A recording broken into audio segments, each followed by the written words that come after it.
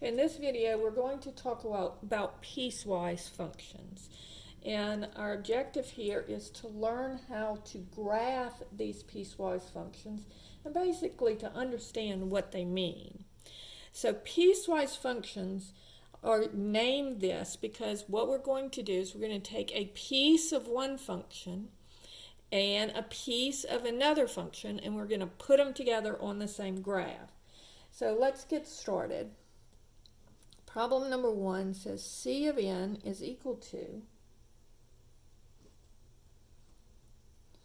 5n if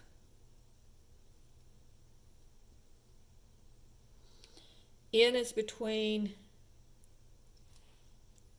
0 and 10, and it's equal to 50 if n is greater than 10 or equal to.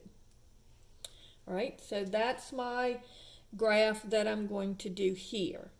All right, so on this one, notice that I only have values for n greater than 0. So I don't have any values for n less than 0. So when I graph this one, what I'm going to do is I'm just going to graph the first quadrant. All right, so on this one, I'm going to have, notice that my values here are going to be pretty big because I'm going all the way up to 10. So I don't want to start counting 1, 2, 3, 4, 5, 6, 7, 8, 9, 10. So what I'll do is I'll count by values of 5. So 5, 10, 15, 20. And then same thing going up.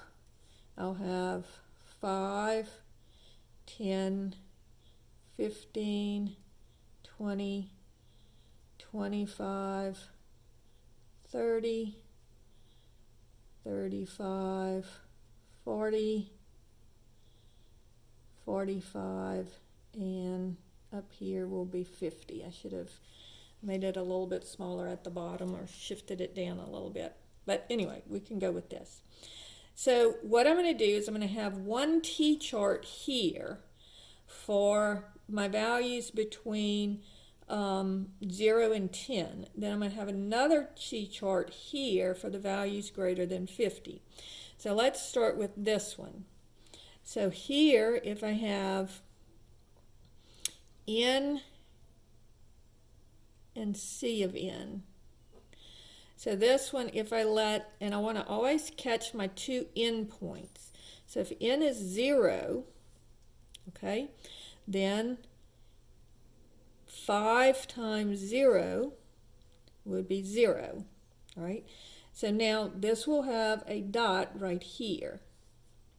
Then if I let n equal 10, because if this is, I know that this is a line with a slope of 5 and a y-intercept of 0, so I knew it went through 0, 0. But I know it's a line, it's a linear function because the n is to the first power, remember? And so let's just go ahead and put in one more point. So let's put in 10, our other endpoint. Now notice on this one, this is not going to be a closed-in circle because it's not equal to 10, but I do want to still plug in that number. So 5 times 10 would be 50.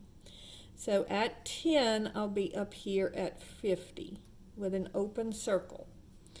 But I want like all the way for 9 and 9 1/2 and 9 3/4 and all those. So it goes all the way up to that open circle. So I'll have my straight line going up like that. Now I'm going to stop that graph because remember I'm only doing a piece of this first graph between 0 and 10. Now I'm going to start this graph, and this is for values greater than or equal to 10. So now I'm going to do another T-chart. And again, I'm going to start at 10. Now, you should notice that this is a constant function. You'll need to start recognizing these functions. These are part of our toolkit functions. And so if n is 10, it doesn't matter what n is. The C of n, or the y value, is always going to be 50. So 10 and 50 would be that point. So notice I'm now going to color in this point because this one is greater than or equal to. And then I'll let n equal 15, and again the y value would be 50. So again, it's a constant function, so it goes straight across. And so that's what this graph would look like. And notice it is a piecewise function because it's a piece of this line and then a piece of this constant function. And so that's what constant functions look like. They look like things that are broken up. A piece of one thing and a piece of another thing. All right, let's look at problem number 2. And it says r of x is equal to x squared if x is less than or equal to 0, and it's equal to x plus 3 if x is greater than 0. All right, so now this one is going to be, notice that this is a parabola because an x squared is always a parabola. And then this is going to be a line. And I know that this is a parabola because remember, x squared, anytime it's a square function, then you know by the toolkit functions that it's going to be a parabola. And then this is going to be a line because anything to the x to the first power is always linear, right? So now let's look at this graph. Now this one I'm going in I'm going to have things where x is less than 0 and things where x is greater than 0. So let's first look at this parabola. Now I only want to plug in values that are less than 0. All right. So it doesn't matter whether you start less than 0 or you start greater than 0. It doesn't matter. You're just going to plot a couple of points. But I know that this looks like a parabola, right? So if x is 0, 0 squared is 0. And this is an equal to sign, so this will be a closed-in point, right? If I have x is equal to, now I only want values that are less than 0. So if x is negative 1 squared is 1. So over 1 up, over negative 1 up 1. And if x is negative 2, then negative 2 squared is 4.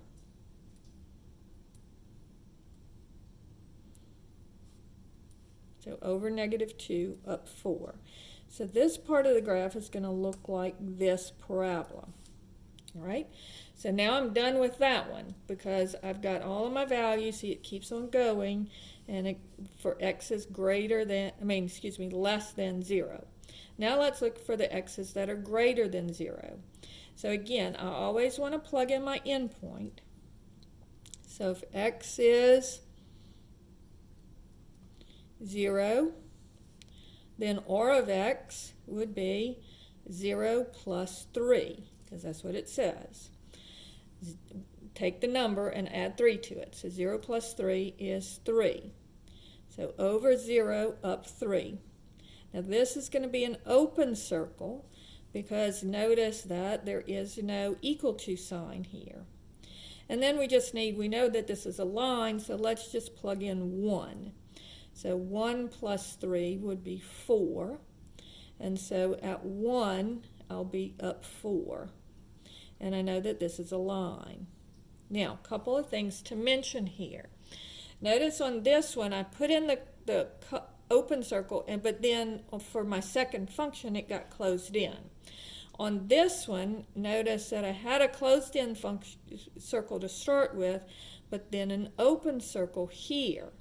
Notice that if I had a closed-in circle, it would not be a function because at this point I would have one x value with two y values. So you should get used to seeing a closed-in circle at one point and then an open circle at another point. Another thing to notice is that this is the parabola, but it's only half of the parabola, and this is the line, but it's only half of the line. And what you always want to do is you always want to put in the endpoints, Okay, so you put in the endpoints, just like I did here. I put in the 0 and the 10, and then I put in the 10 and another number. Okay, this one I put in, because this was a parabola, I put in the 0, but then I put in 2 more numbers that followed this, that were less than 0. Okay, and then this I knew was a line, so I only need 2 points for a line, so I put in the endpoint, and then I put in another point. Okay, so you always put in the endpoints, even if it's going to give you an open circle. Okay, problem number 3. F of x is equal to 2x minus 1 if n is less than 1, and it's equal to 1 plus x if, not n, x, if x is less than 1, and if x is greater than or equal to 1. All right, so again, what I'm going to do is I'm going to have values for x that are both, I need all my whole graph, because on this one I just needed the first quadrant. Okay, so my value here is 1. So I'm going to start with the top equation. And I'll have, here's x, and here is f of x. And I'm using this top equation. So if I let x equal 1, because I always want to do my endpoint first, then 2 times 1 minus 1 would be 2 minus 1. Just use your calculator. That's 1. So this point is going to be over 1 up 1. But notice there's no equal to sign, so that's going to be a closed-in circle. All right? Now let's plug in one more. I know that this is a line because it's just an x to the first power. So I just need one more point. So I need to plug in something that is less than 1. So let's go ahead and plug in 0. Okay? So if x is 0, then I have plug in 0 for x. 2 times 0 minus 1. 2 times 0 is 0, minus 1 would be negative 1. So over at 0, I'm going to be down here at negative 1. So this one is going to start here, and it's going to go down like that. All right? So that's my first part of my graph. Now my second part of my graph, I want to use this function. And so here, I'm going to, again, let x equal 1, because that's my endpoint. And that's where I'm starting, and I'm going to go this way. All right, so if x is 1, then 1 plus 1 equals 2. So I'm plugging the 1 into the bottom function now. So over 1 up 2. So again, notice that this one will be a colored in circle because of the equal to sign. And then I want to plot another point that's greater than 1, because notice again that this is a linear function because the x is to the first power. But I want to plug in a value, just follow what it says for x greater than 1. So let's use 2. So 1 plus 2 would be 3. And so when x is 2, y is 3. And I know that it's a line because it's a linear function because of the x to the first power. So notice I got a piece of this line, a piece of this line. And notice also that again, it's still a function because I have an open circle here and a closed circle there. So be careful that you use open circles for any value where it doesn't have the equal to sign. All right, let's try one more of these. It's a little bit more complicated. And let's say we have f of x is equal to x squared if x is less than or equal to 1. It's equal to 3 if x is between 1 and 2. And notice it's going to be just x is greater than 1, but less than or equal to 2. So this one will be an open circle, this one will be a closed circle. And it's equal to x if x is greater than 2. All right? All right, so it looks very complicated, but we're just going to start with what we know, and we're going to start with the top function and just go with it. All right, so I'm going to go ahead and do the graph down here because this one's a little more complicated. I'll take a little more room for it. So if I the first thing I'm going to do is put in my endpoint. So here's x, here's f of x. And this one's a parabola, so I'm going to probably do a couple of points on it. I'll probably do like 3 points on it. Whereas this one is a constant function, this one's a line, so I'll only need 2 points on those. All right, so this one, if I look at x is equal to 1, then 1 squared, plugging 1 in, it would be 1 squared would be 1. So it'll start out at the point 1, 1. And it will be a closed-in circle because of the equal to sign. All right? Now, I want values less than 1, so I'm going to now plug in numbers that are smaller than 1. So let's plug in 0. So 0 squared is 0, so therefore it goes through the origin. And then if I plug in -1 squared is -1 times -1, that's 1. All right? And so it looks like this. All right? And so this one is just going to go in this direction. I'm not going to draw the whole parabola. I'm just going to draw it in this direction because I only want it for values that are less than 1. Now I'm going to look at the constant function. So here's x, here's f of x, and remember the x is always going, the y value is always going to be 3. So I'm going to let x equal 1, and the y value will be 3, and then I'm going to let x equal 2, and the y value will be 3. So on this one I want to catch both of my endpoints.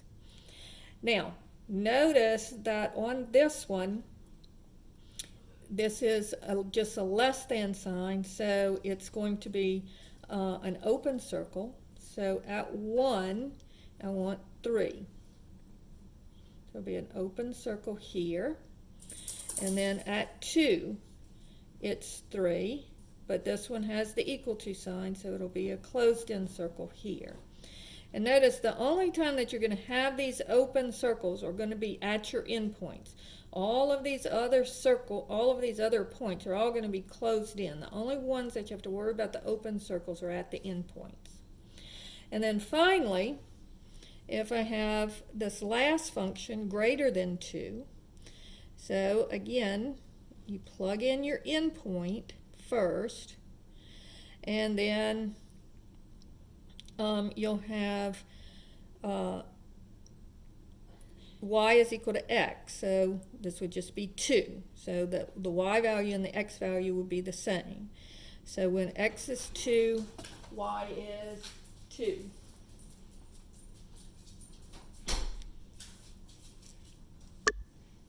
So again, an open circle over 2, 1, 2, up 2, 1, 2. So an open circle here. And then let's plug in a number that's greater than 2. So 3. And here y is just equal to x, so this will be 3 as well. So over 3, up 3. And we draw our line. So on these piecewise functions, just to reiterate the important points here is, number 1, you always want to plug in your endpoints, and then you go from there. Once you've plugged in your endpoints, like this one, I wanted to put in 1 and then values less than 1, so I went this way. And then I plugged in 1 and values greater than 1, so I went this way. All right, so you plug in your endpoints first, and then you plug in 1 or more than 1 depending on how many you need to get the graph. So like on these with the x squareds, I plugged in I plugged in the endpoint 0, but then I plugged in 2 points so I could kind of get the shape of the graph. Same thing with this one, with the x squared down here. I plugged in the endpoint here, but then I plugged in 2 more points so I could kind of get the shape of the graph, right? And so on these, you plug in the endpoints, and then you plug in values either less than the value or greater than the value. So here, something 0 and 10, and then something greater than 10. Here I plugged in 0 and then something less than 0. And then on this one I plugged in 0 and then something greater than 0. This one I plugged in 1 and then something less than 1. And this one 1 and then something greater than 1. All right? So always endpoints first. And once you do the endpoints, then you plug in something else depending on which way it tells you to go. Now, also the other thing that you have to remember is that if you have just a less than sign or just a greater than sign, then that's going to be an open circle, all right? If you have a greater than or equal to or a less than or equal to, then that's going to be the closed in circle. And so you will have some open circles because remember it has to be a function, so you cannot have two closed-in circles. Now sometimes they will land on top of each other and that's fine, and sometimes they won't. But whether they land on top of each other or not, it doesn't matter. You will have this open circle to start with, and then you may end up coloring it in like we did here. All right, so that is the important information that you need to know for piecewise functions.